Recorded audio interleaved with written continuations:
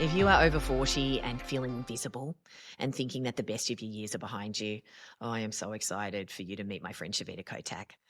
Shavita is a yoga teacher, a wellness educator, and the author of Seven Wonders of Menopause.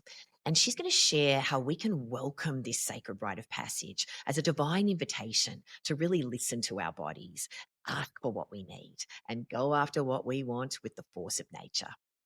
I met Shavita through our friend Claudia, and her book is a beautiful blend of medical research, ancient teachings, wisdom from female luminaries, and personal growth. We're going to be talking about letting go of who you've been taught to be and honoring who you are today and celebrating the wisdom that only comes with age. Oh, you are going to love what she has to say. So let's get the skinny from Shavita Kotak.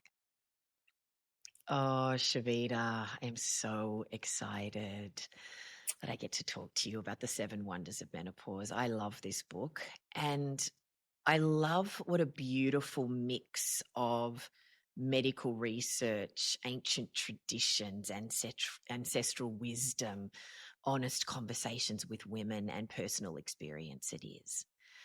So I want to ask you what the it has to be me moment was for you, where you were going through perimenopause and you went, I have to write this book and share this wisdom with other women. I just literally, I was just coming to the end of my perimenopause journey, and I spent about 10 years researching all these women that inspired me. And I literally just woke up one day and said, I've got to write a book, and I've got to write a book about menopause. And that was it. It was like I had a calling Yeah, because I and had tell all this information that I've researched, and I found these amazing women that helped me on my journey. And I thought it would yeah. be such a waste not sharing that information out there because I wish I had that for myself at that time. Mm. But why this book? Because I've sat in your women's circle. I've come to your sound healings. I get so much of your wisdom in other ways, which is Hmm. beautiful. Why this book in this format? Well, I'm going to take you back 10 years. Yeah, When please. I was starting my perimenopause journey, I was lost and I was made to believe, from what I heard from mainstream media, that when you hit menopause, it's going to be doom and gloom and your life is going to decline. And the little symptoms or experiences started showing up in my life. I started getting anxious about day to day tasks. And normally I wake up and I'm happy with my day, but I was waking up thinking, oh my God, I've got another day of children, kids, business. And I was getting anxious. And also, the language my body was speaking to me was changing. It Mm. was very subtle. Things I could eat before, I wasn't able to get away with. Like if I had an extra glass of wine, it will leave me feeling warm.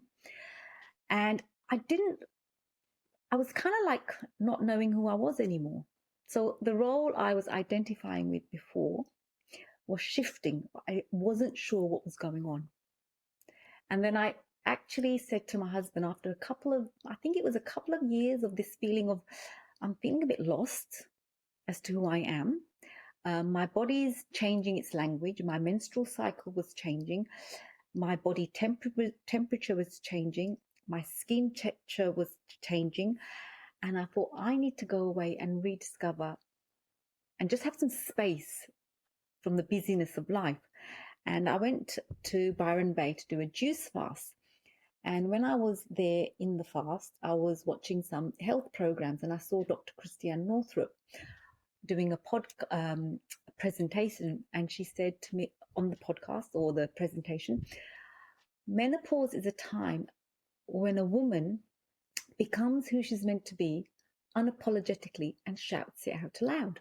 And I thought, who is this woman? I've never heard of menopause or perimenopause spoken to about in that manner.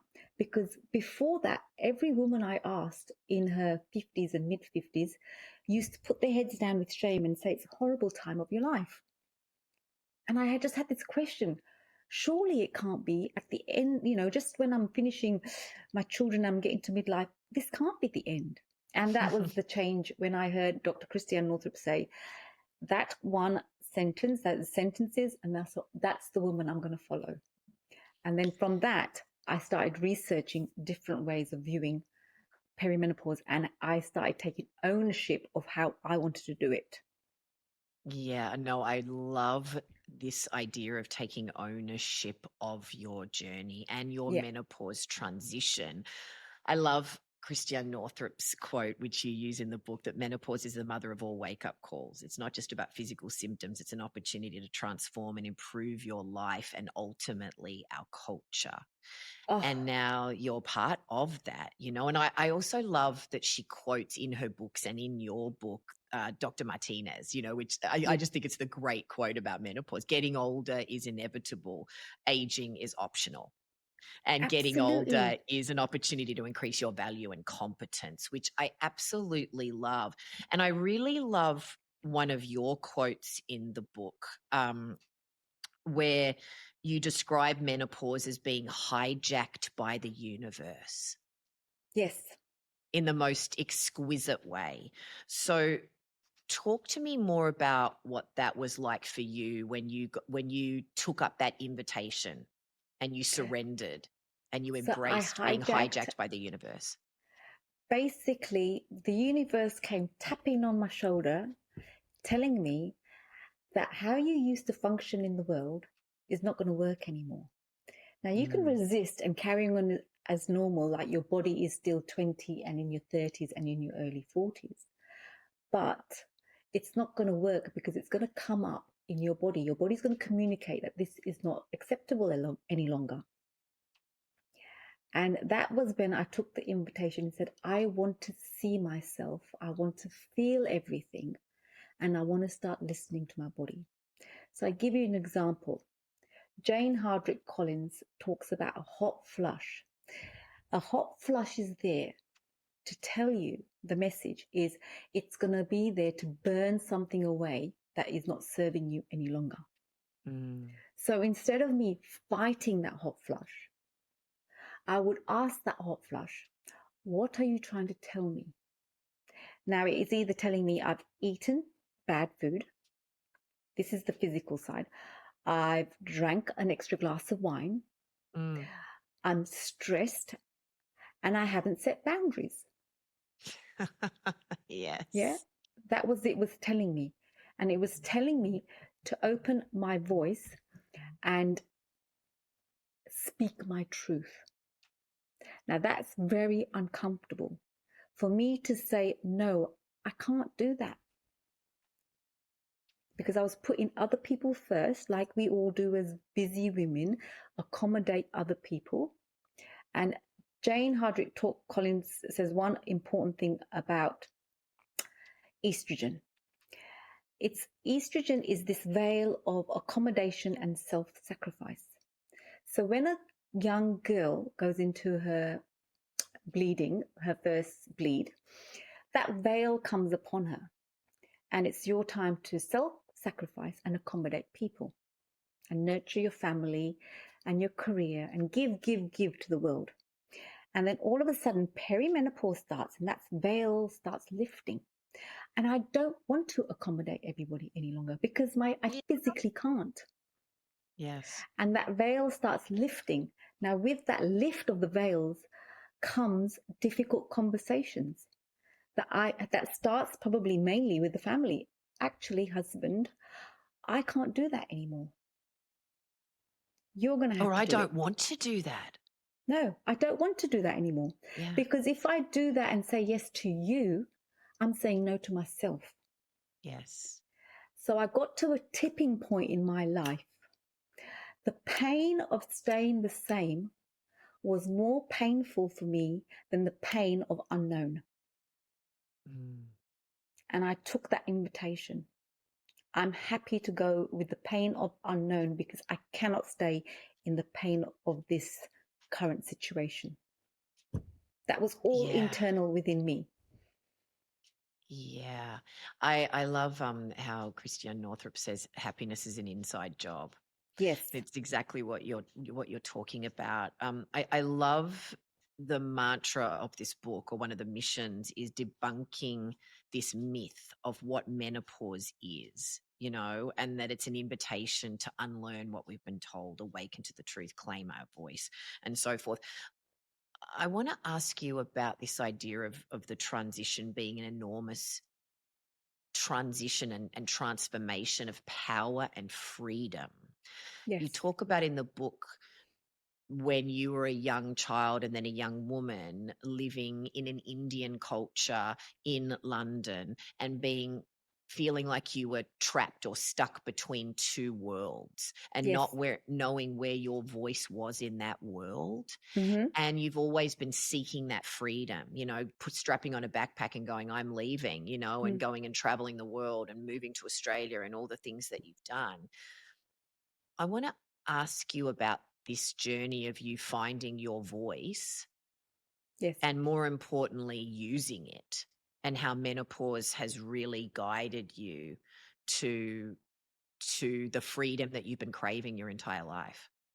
Oh, I didn't realize I functioned from a place of accommodating other people. Because in the Indian culture, girls aren't supposed to speak up. Mm. It's very traditional male, female. So from coming from that and then moving through, and then I thought, hang on, I've carried this through. And it's not just my non-speaking my truth. That came from my mother and my grandmother. We're all connected.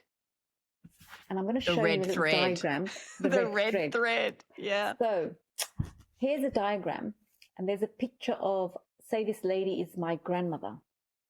My mother is in her belly, and in my mother's, while she's in her belly of her mother, I'm an egg there. So every emotion is transferred, good or bad, like this. And once I understood that, I realized I want to break that cycle so my daughters don't feel that. Mm. So they can speak their truth.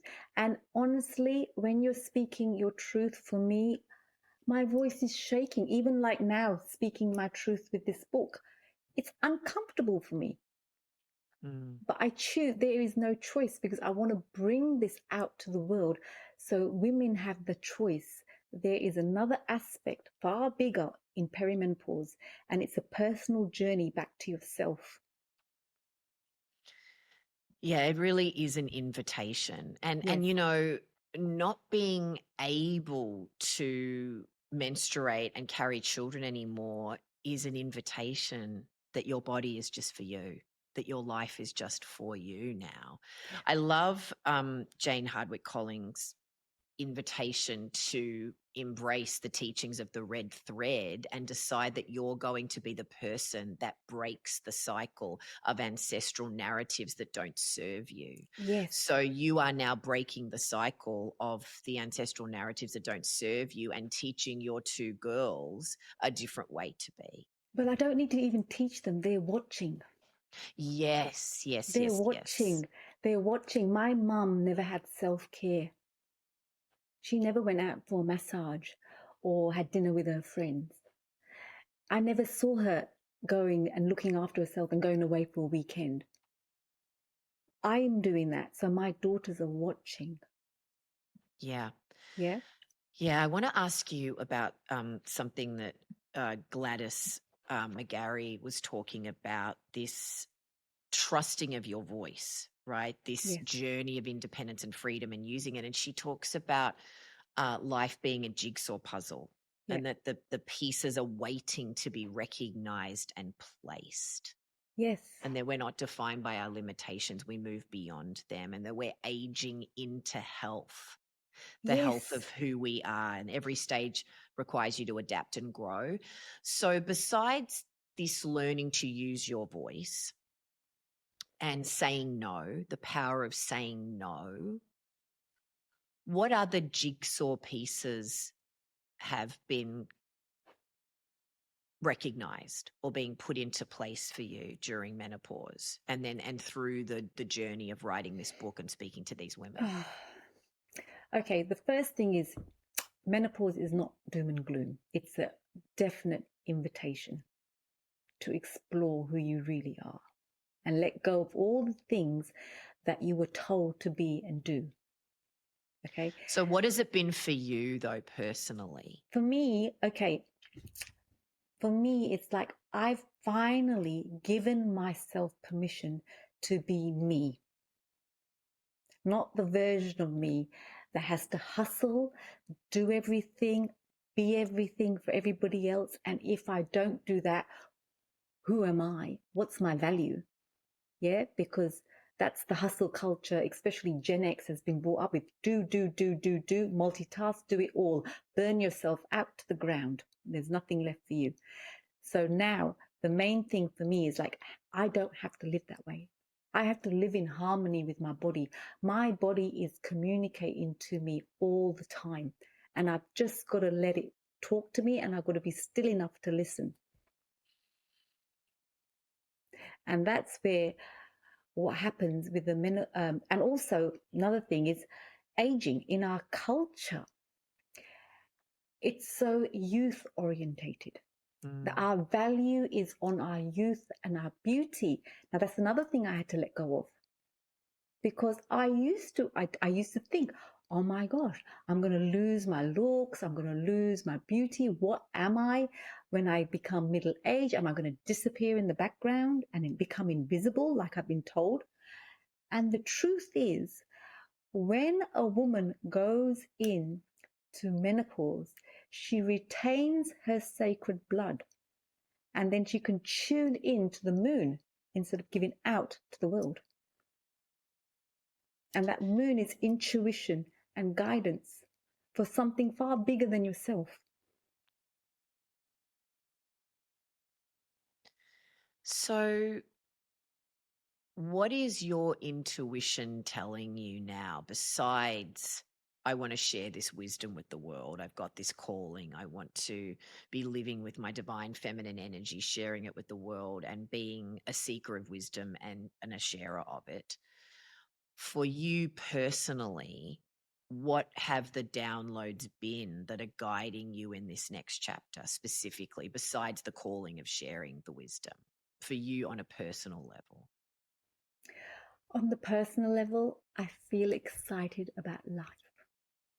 In a way that you didn't before? Yes, I feel alive. I am not pretending. The mask has come off. This is me. I can walk, I can say no when I want to say no. I don't have to explain and make excuses. It's like, no, thank you. I can do things on my own. I'm not waiting for somebody else to do it. I'm saying yes to myself, to more adventures and more self-care. I am falling in love with myself. I love it.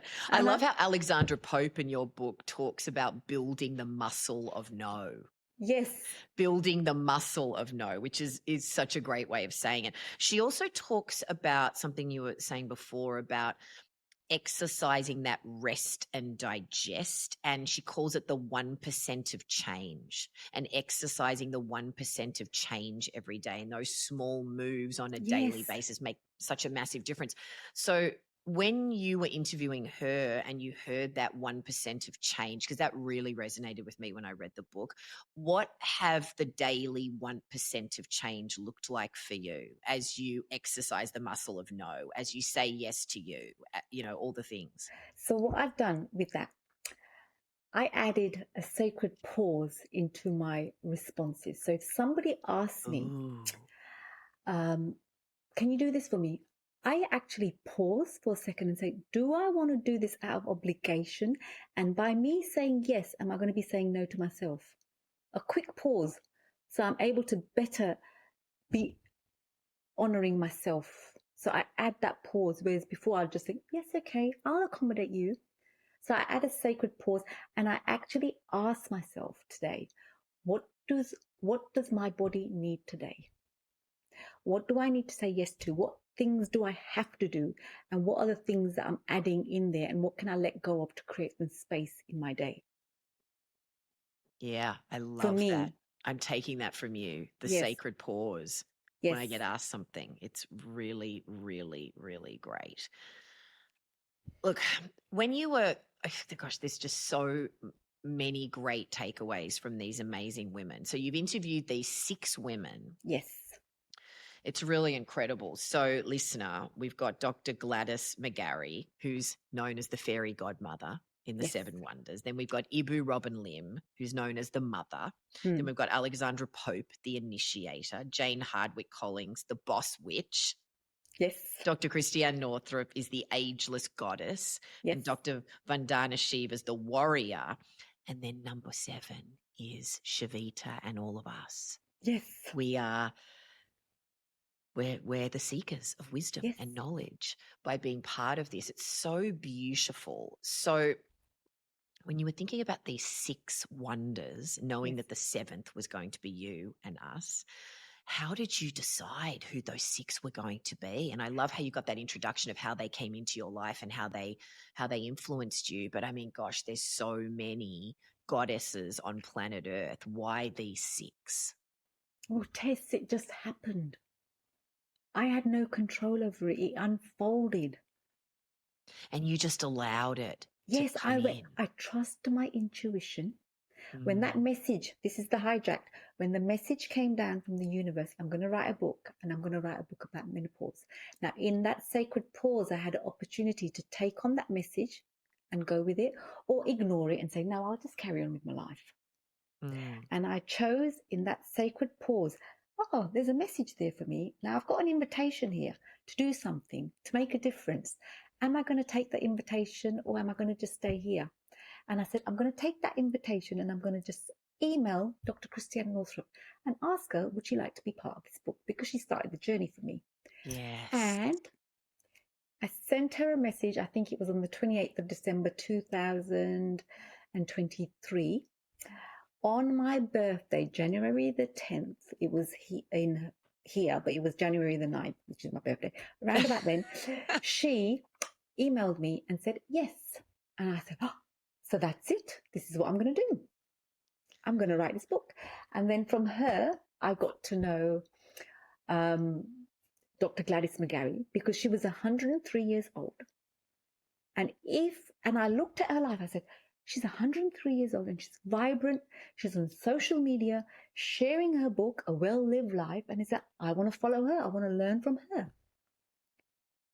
So I emailed Dr. Gladys, and she said yes. And Jane, I used to listen to her all the time about rites of passages, and it all made sense. It felt like, oh, this is how it's supposed to be. As women, we have rites of passage. We're born, we have our first menstrual cycle, we become mothers, or you create a baby, or you create a business, whatever it is. Then we have menopause, and the final rite of passage is death. And I said, these rites of passages aren't celebrated. And that's how it folded. And then the next person came in, Alexandra Pope. She talks about menstrual cycle awareness. And when you do menstrual cycle awareness, you're more in tune, because every month there's a birth and there's a death. There's a spring, there's a summer, there's an autumn, and there's a winter in your menstrual cycle. Because I never went on the pill. I only went on the pill for about 2 years of my life. So I actually practiced menstrual cycle awareness. So I was quite in tune in that way, without awareness, if that makes sense. I knew I was doing something, but I wasn't aware of what I was doing. Yeah, I loved when Alexandra Pope said, listening to yourself is the true wisdom for Yes. menopause. Exactly what you've been talking about. And I also just want to just talk about how we are always cycling as women, even when we're not menstruating. So this sort of cycle awareness and seasonal awareness that we, or cycles of the moon, or Yes. however, we want to be tracking our cycle as Yes. women, that even if you are not menstruating, you're still cycling in a Exactly. monthly way and in a seasonal way, and to be aware of what you need at any given moment and allow that to change and be what it is. Well, I used that cycle because I was struggling with the book. I was at points where it's like, it's not happening. What am I doing? You're writing, you're doubting yourself. And I said to myself, I'm going to cycle with the day. And when I started cycling with the day, the book started flowing. Yeah. effortlessly. So it's nature. Nature tells us how to be. There is a spring, there is a summer, there is an autumn, and there is a winter. That happens in a day, it happens in a month, it happens in a year, and it happens in our lifetimes. And when we honor that, we flow with life with a bit more ease because we're not going against nature. We are nature. Yeah, that practice of doing that is often lost in Western culture, Yes, specifically, where we're just not taught and we do not practice that unless we are in I'm going to say an alternative community, for want of a better expression. People that are doing yoga, that are listening to ancient teachings, that are embracing these things. But in modern Western culture, we don't tend to value that connection with earth.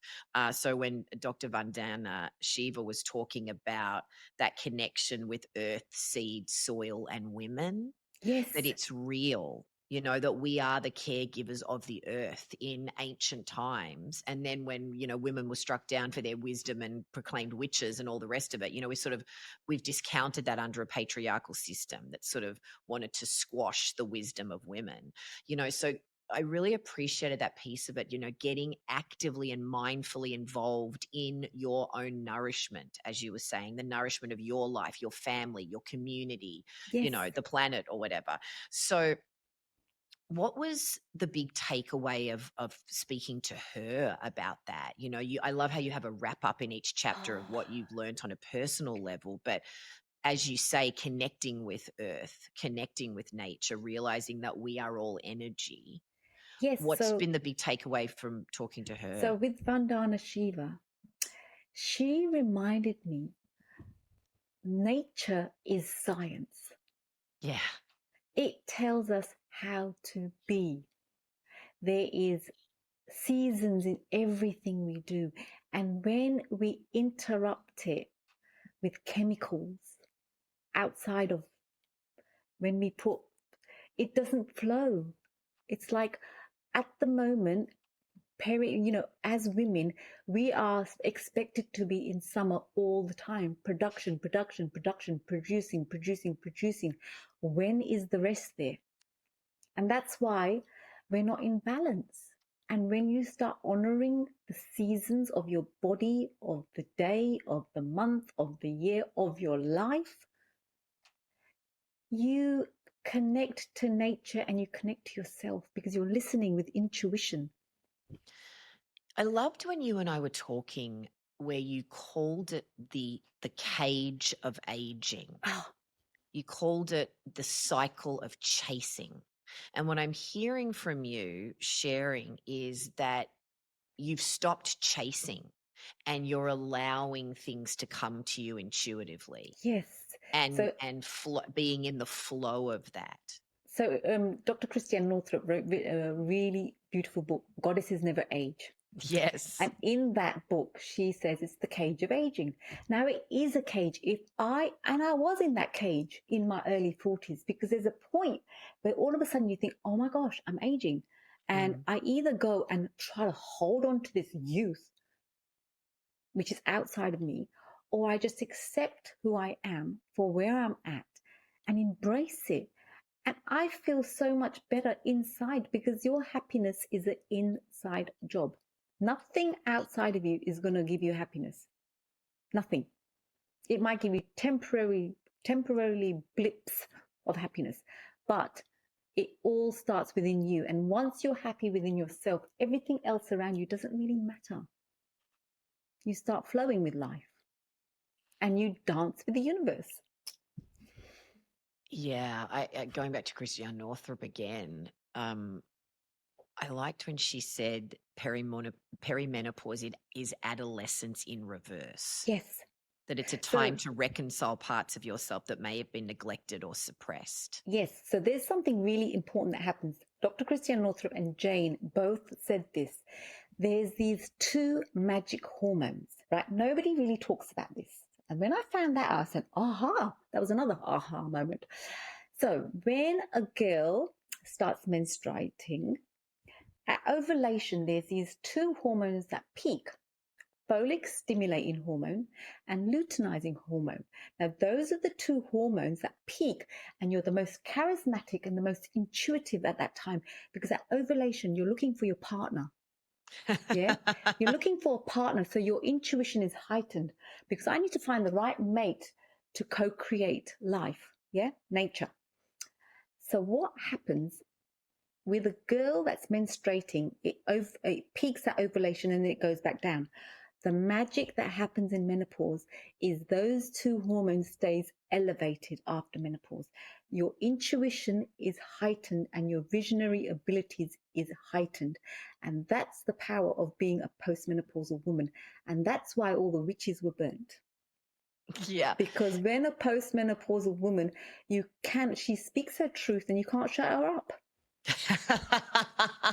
And that's me at the moment. No, it's fantastic. And I love how Jane Hardwick Collins talks about celebrating the wisdom. I mean, they all do, but celebrating the wisdom of women and the dark goddess, as she Yes. calls it, the inner voice guiding us towards necessary change. And if we listen to that, give it voice, as you say, that is when we can't shut up, because it is the necessary change and we're Yes. following that blessed unrest. So in terms of, everybody talks about it in the book, but specifically Jane talks about the power of the circle and seeking out community, other women who are using their voices and don't want to shut up, right? And seeking out those people, finding your soul family. Christiane Northrup talks about that, doesn't she? Yes. So you lead a circle, you're part of other circles.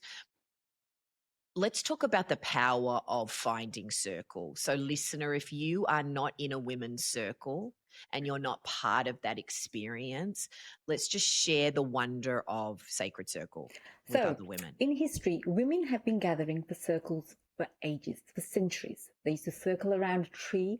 And I remember my mother, as an Indian woman, we used to gather in the garden and make food when all the other ladies would come and then we'll distribute it. So we were all sitting in circle for a long, long time. It's only in the last, 100 years we've forgotten about that. But when you sit in circle, you are not alone. Other women are going through exactly what you're going through too. We all have the same feelings, insecurities, vulnerabilities, but when you're in circle, you feel supported. You feel heard, you feel seen. There's also something that comes with a sacred circle where you go into circle with a group of women that don't know you socially or professionally. So one thing I really love about the circles that I'm a part of, they're not composed of my friends and family or colleagues. Yes.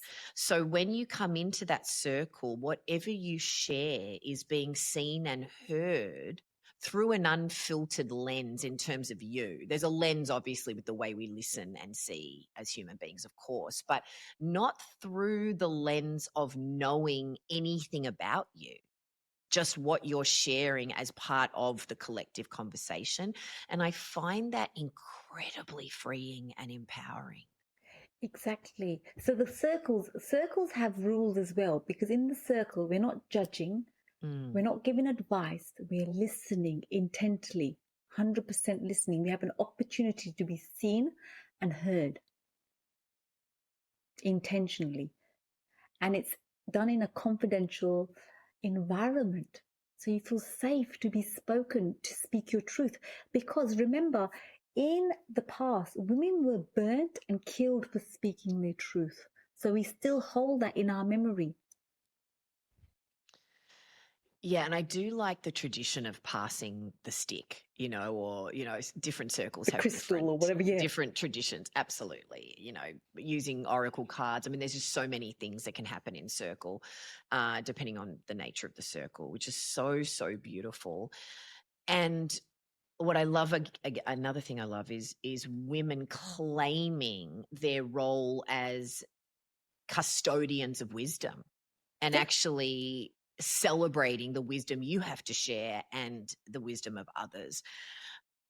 Ibu Robin Lim talks about claiming your crone, your place as an elder of the community as you age, and the joy and the value of that. You were talking before about how in society we're wanting to preserve youth and hold on to youth at all costs, and we don't value older women in the way that we should.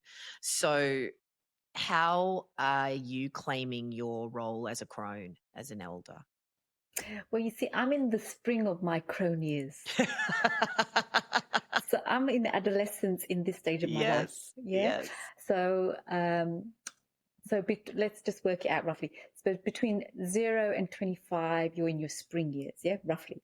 Yeah. And then 25 to 50, you're in your summer, you're producing, and then between 50 and 70 is the autumn years, like Jane says. So I'm in the spring of my autumn years. Yes. And then after 70, you become the winter, the crone, that actually you get crowned. And a woman, after she's gone through motherhood, she's got so much wisdom. You know, you've experienced life. And Vandana Shiva goes, these women knows what herbs fix what and how plants are grown and what to do. She goes, if you want to know something and you'd go to a postmenopausal woman, if you go to somebody under 30, they might know how to do their nails, but that's about it. And I just said, that's so true, because wisdom comes with experience and time. And that's why when I was searching for role models for my perimenopause, menopause journey, I wanted to seek women that have already gone through it and have actually made a difference in the world. It's like I wanted to be inspired by them. And those are the women in the book. And they are indeed inspiring. That Yeah. is for sure. So as you prepare, or, and it'll be a long, decades long preparation to step into your full cronehood Yeah. or elderhood or whatever we want to call it. But we are older than people in their full spring in their 20s, Yes. And I think as women in our 50s, claiming the role that you have, as a keeper of more wisdom, not Yeah. as much wisdom as someone who's, 103, like Yeah. Gladys was, but what do you recommend to us, for women in their 50s who want to claim that place today, that we're, you say you're in the spring of your crone journey, Yeah. but you're still in the journey, Yes. and claiming your role, how is that manifesting for you in addition to writing this book? Look, one thing I learned, which was really important, that's really helped me, I had to let go. Let go of control. Ooh, tell me about that. I like to control everything. I'm a control freak. So am I. Yeah, I used to be a financial planner. Yes. Everything's numbers and measured and Yeah. This life, you can't measure some things, and I've let go of that. It's like I've softened with myself. Oh, I love that. Yeah. Softened with myself. You talked before about the sacred pause when someone Yes. asks you a question, which is such a great tangible takeaway. Yeah. In terms of softening and letting go, because you are wired to be a control freak and your central nervous system is wired that way, give us a practical strategy that you're using to remind yourself to soften and be slower and say no. Is there something like the sacred Yes. pause that you're doing? I breathe. Simple. You just take a couple of deep breaths. Now I've got a choice here. I can either respond the same way as I've always done, react the same way as I've always done, or I can respond consciously with alignment with my body. And I'm going to add that sacred breath with the sacred pause and tune into my body. What is my body telling me? What feels safe? What feels good? What feels peaceful for me? And then I make my decisions from that. And that includes food, activities, friendships, relationships, and how I spend my time. I am very conscious of all those things now. I don't just give it away now. Yeah. So all the things that you're just listing is all part of self-care. Yeah. and self-care and the importance of it is talked about by all of these women, these Yes. 6 women, and by you in the book. All the 7 wonders talk about the importance of prioritizing self-care. And you've been talking a lot about this during our conversation. So, what are some of the really important takeaways from the book in terms of self-care from these women that you have One of the main things they've absorbed? all said is let go. We've got to let go of control. Because control comes when we don't feel safe. Our nervous Yes. system says, I don't feel safe, so I've got to control things. And that is a cycle.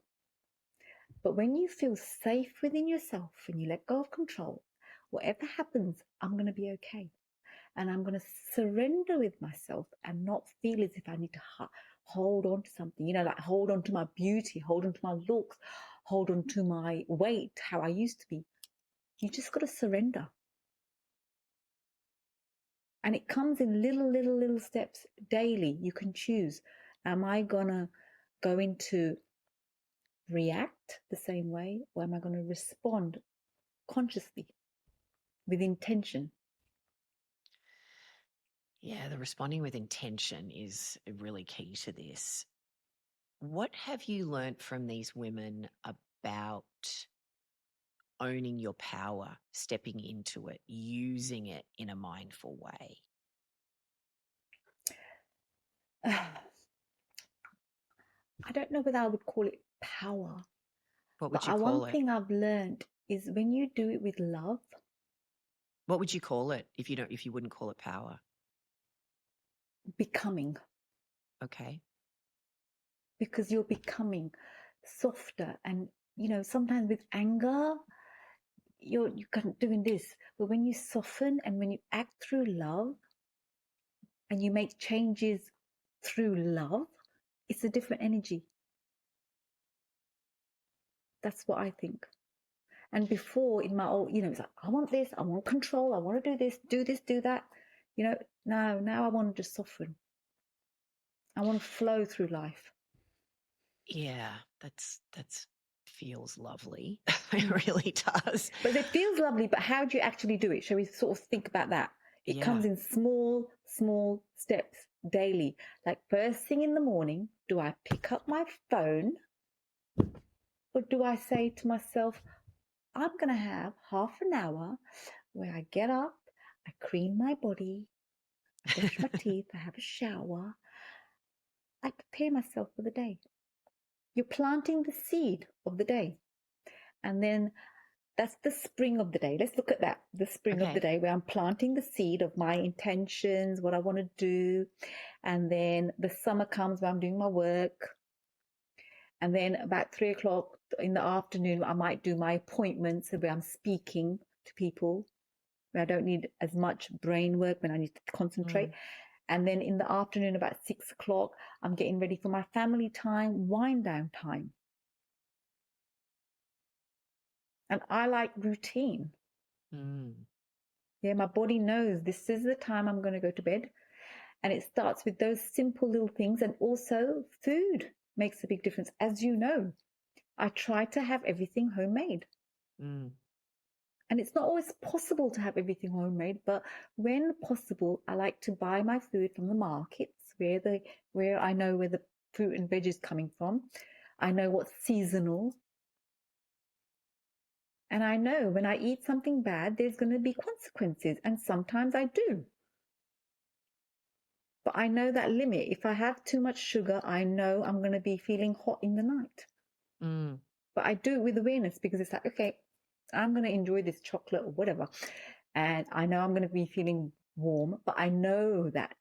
I know how Yes. my body works. But that took time to learn. So what I did as well, I kept a diary in the perimenopause stage. Like I was monitoring what is the things that trigger when I can't sleep. Is there something that I've eaten or something happening with my stress levels? So I was able to start building this new relationship with my body. Mm. I mean, what you're talking about is discipline and practice. The Yeah. discipline and practice to be you at this phase of your life. It's self-care. It's not Yeah. just, it is, I need that to function to the best of my capacity for Mm, myself and for my family and for my community and for my work. mm. And if I'm not grounded, how am I going to give that to other people? Yeah, I want to ask you about these symptoms that you're talking about because I really like your perspective in the book about every symptom and experience mirrors a contraction during menopause, a way of shedding it's an invitation to emerge Yeah, as it's a like renewed and more powerful version of yourself. So talk to me more about that so listener you can understand about you talked about this earlier. I just want to delve into a little bit more though about listening to the hot flash or the sleeplessness or the restlessness or the anxiety as an invitation to look at what you need to shed and let go of. yes. So talk us through some of the practical ways that you listen in addition to the breathing and the sacred pause and the mindful redirection of yourself. Are there other tools that you use to take up those invitations when those symptoms come in, those Those reminders? symptoms come in because something's not in alignment. Right, absolutely. Yeah. So how do you practically address that? Can you give us any more of the tools that you're Okay. using So to first of all, listen to I that? had to reprogram my mind, and a hot flush is not a problem. It's not something to fix. So It's how some did you reprogram your mind? by educating myself and seeking wisdom and knowledge from wonderful women that shared ancient what it's about. And when I heard that, I thought, okay, now instead of fighting these symptoms or experiences, I'm going to take them as invitations. So when I found out, I'm going to just share some of them. Let's look at, obviously, I spoke about hot flush, something that you've got to burn away. Let's look at something. What is another common? Okay, let's talk about hair loss. Okay, hair loss. Your hair changes, yeah, texture changes. Now, what's happening? What happens in autumn? The leaves are falling off, and we're Mm, shedding our identity as we used to be, and we're going into a next identity. So the texture's changing because your mind's changing, your whole being is changing energetically. So of course this is going to change mm. because that's connected. But we're not taught this. That's the thing. That's the sad thing. We're not taught this. And we just go, go, go, go, go. But we have to add that sacred pause to say, hang on a minute, let me step back and let me educate myself so I can understand this way and that way. And then I'm going to mix both to come up with something that suits me at this time in my life. Yeah, I did like that other section of your book where Christian Northrup said when it's a time to question Hmm. familial and societal narratives. And when somebody said, oh, well, if someone says hair loss, well, you lose your hair and you get bald and you look awful and, old and terrible. And her response is, well, that doesn't apply to me. Nah. I absolutely love that response. I am stealing it. That doesn't apply to me. And actually saying that to yourself as a practical way of redirecting yourself in the Oh, moment I to say not that buy all the into a time. narrative that doesn't serve your joy. Oh, I say that all the time. And I've got friends that say, "Oh, it's just aging. I've got aches and pain." I go, "It doesn't apply to me. It It's doesn't. great. I'm actually in less pain today as a 55-year-old woman than I was as a 35-year-old woman because I didn't understand my body then. I know it now. I have a better relationship with it. So I know the messages, and it's taken a long time to build this relationship with myself. So it doesn't happen over time. It's building a beautiful, loving relationship with yourself. And it starts with the words you say about yourself. If you're going to say, I'm getting old, my hair's like this, you're talking to yourself. You're reminding yourself you're getting old. But age is just a number, it's an energy.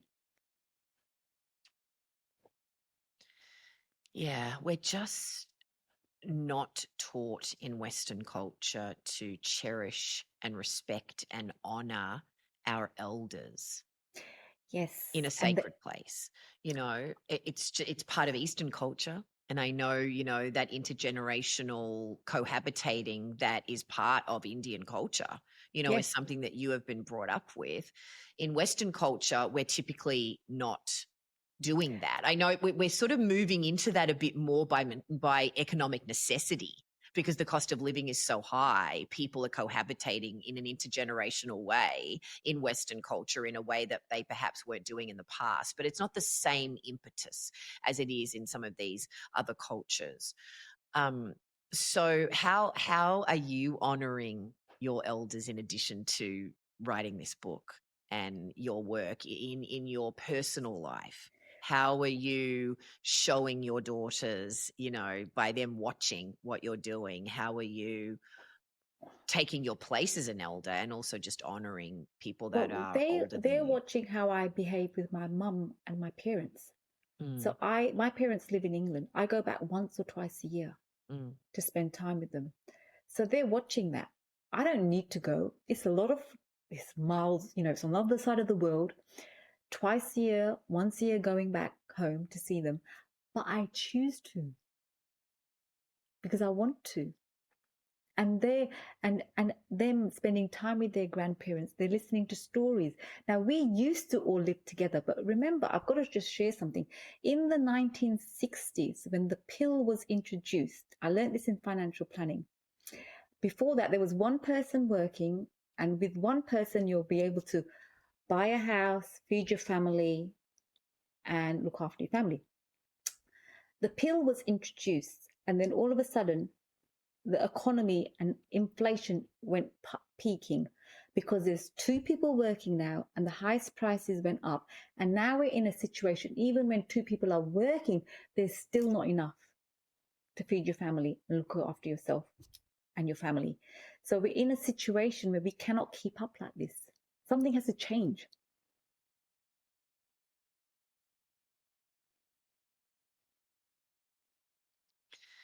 So how do you recommend that people be part of that change besides being seekers of wisdom and knowledge and sharing it? You know, a lot of us thinking about this right now would be looking at the world that we are in Yeah. and the leaders that have taken over in some very powerful countries who are they're modeling the absolute antithesis of what you're talking about. Hmm. And we're really warring against that direction. So obviously we know that the ripple effects are really powerful, Hmm. and using our voices is more important than ever now. Hmm. So there's something about, railing against what you consider to be injustice or um, something that represents everything that you stand against, and Hmm. where women, I cannot believe that in 2025, women are being marginalized more than they were 50 years ago, in America, Hmm. for Hmm. example, that's having a flow on effect to other nations. What would you say is the antidote to that? Do you know, I think once you change yourself from inside, it ripples through the people you are around. So it all starts with one person, and one person inspires another person, and another person inspires another person. And then we've got a community that's been inspired, and then it grows and grows and grows because we didn't get to this stage overnight. So change moving forward won't happen overnight, but it happens with one small step at a time. And that's in your personal self care journey and also changing your community, your family. It's small steps. And also, Yeah. everything you do it through love because love is the highest vibration. Yeah, I did love your section about patience Yes. towards the end of the book, which I think is a very high vibration. Yeah. Forgiveness, love, patience, Yes. persistence, they're all high vibrational actions, in my opinion. I did love Gladys McGarry's 5 Ls. I did Yes. really love that. Can you share that with us? So listening with love. Yeah. Because you can listen, I can listen to you, but if you're not there actually listening in the present moment with love, then you're not really hearing it. Um, labor with love. What you do as a job or passion, do it with love. What was that other L? Laughter. Oh, laughter. So I can laugh at somebody in a bad way, or I can laugh with them. Mm. Yeah. Speaking with love. What are your intentions? Yeah, I really loved that section about life, love, laughter, labor, listening, and her philosophy about that at 103. It was really quite She was a extraordinary. remarkable woman. She Really, yes, she inspires really me was.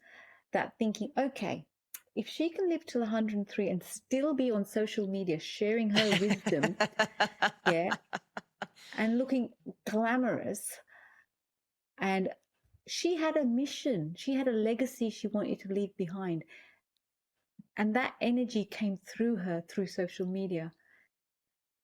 And she goes, when I asked her about menopause, she goes, menopause, why would you want to go back to being youthful? Carry on. You've been there, done that. Move on.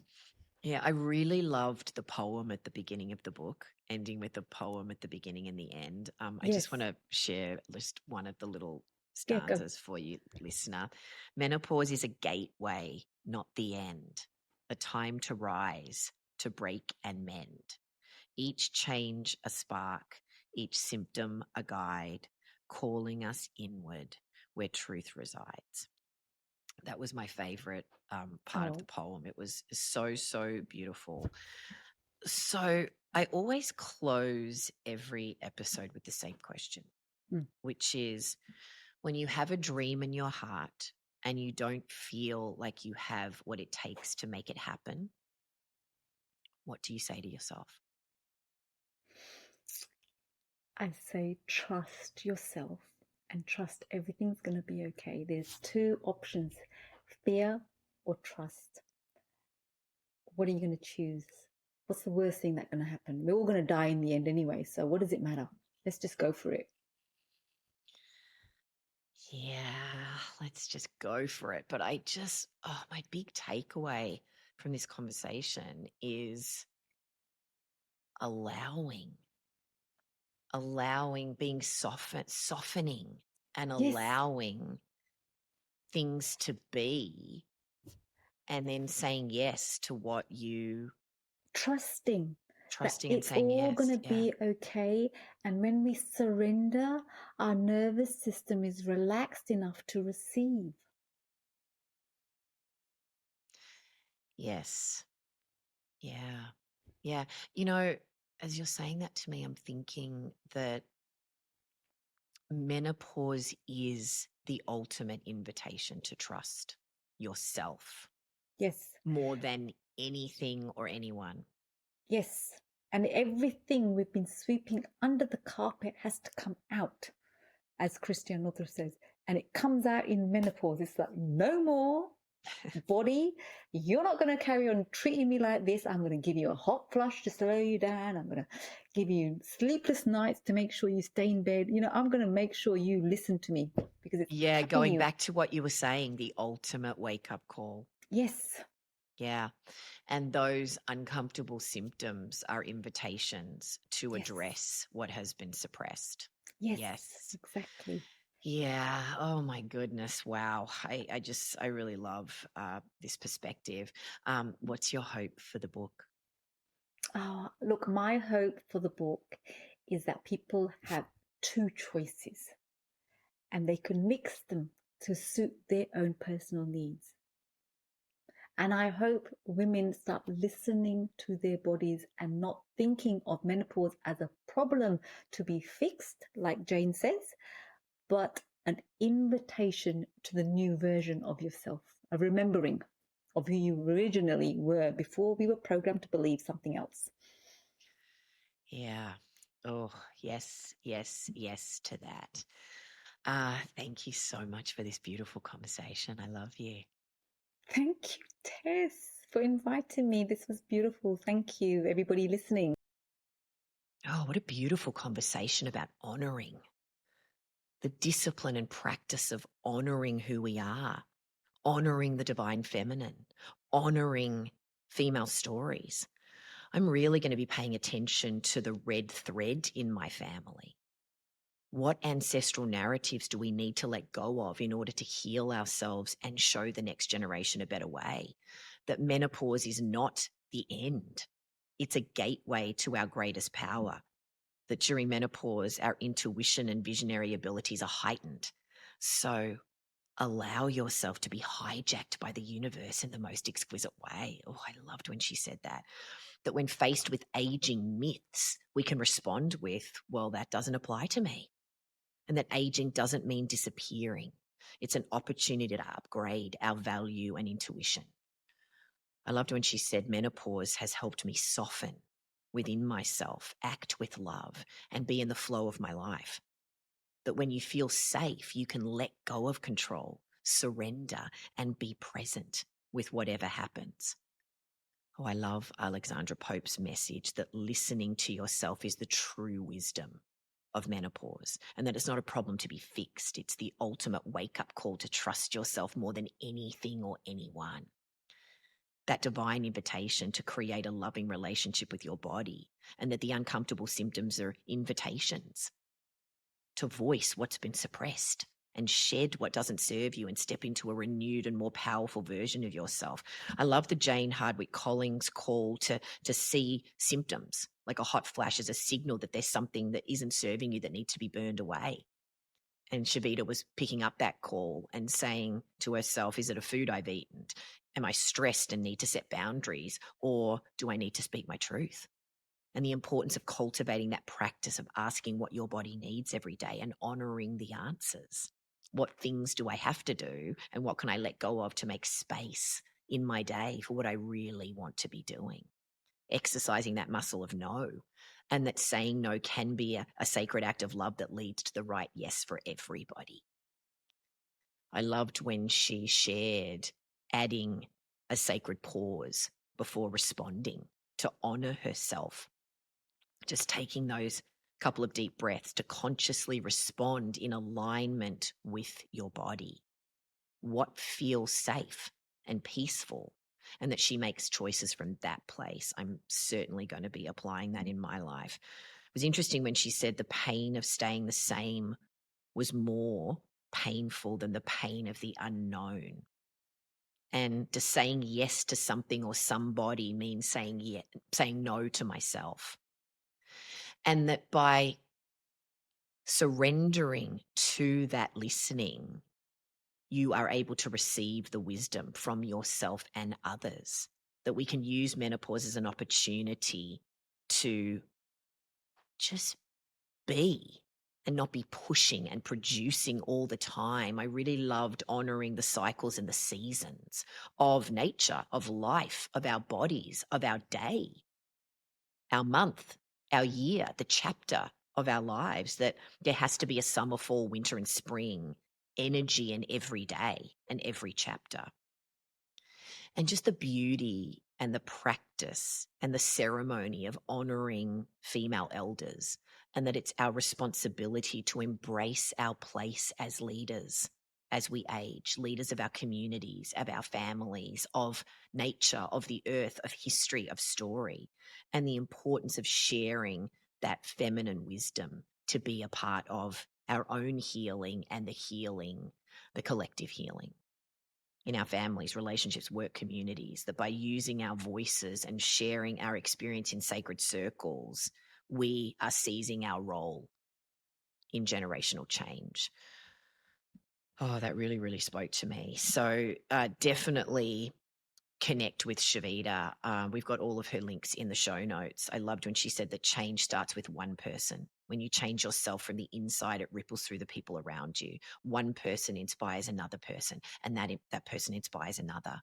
And then we've got a community and a world that's inspired and it grows. Oof, definitely enter her world. It's a beautiful place. So I'm really interested to hear what resonated with you from this episode. So leave a review and a post in the Facebook group. I can't wait to hear.